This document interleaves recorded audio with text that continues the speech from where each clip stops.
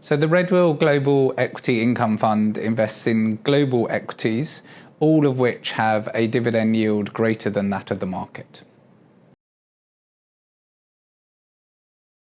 So our investment process is that we know investing is a statistical endeavour, i.e. we're going to get things wrong as well as get things right. So we try to lean everything that we do to our favour.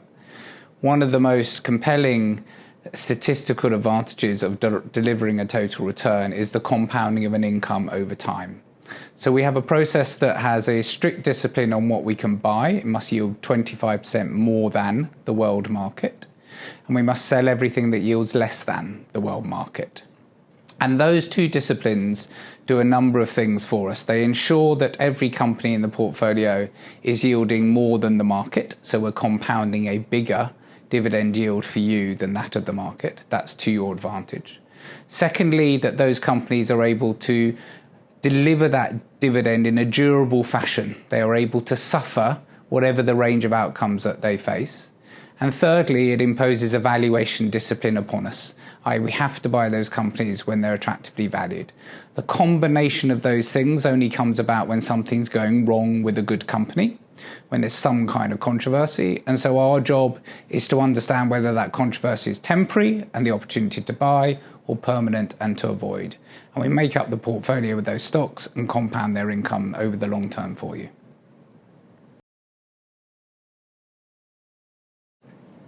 So naturally, because of those strict disciplines on the buy and sell side, there are certain companies we can't invest in. So very high growth, exciting companies, as some people would say, we cannot invest in them. And so there are risks to this fund that when those stocks are in favour, then we will lag the market. But generally, this portfolio tends to also do much better when the market falls. So when the market goes up, it tends to lag. And when the market falls, it tends to do better.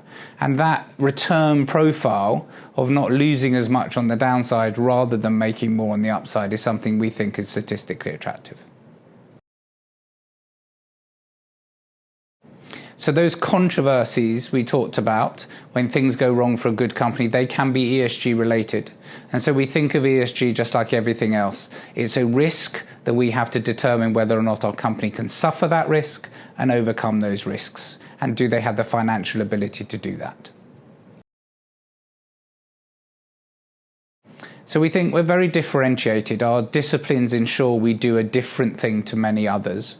We avoid certain parts of the market, invariably which are very popular and are the consensus, and we tend to do something different. So we play that different role for you within your portfolio, not the exciting growth stocks, the more dependable compounding income stocks for you, and that marry of that in your portfolio of funds, we think offers you a nice diverse way of generating a total return over time.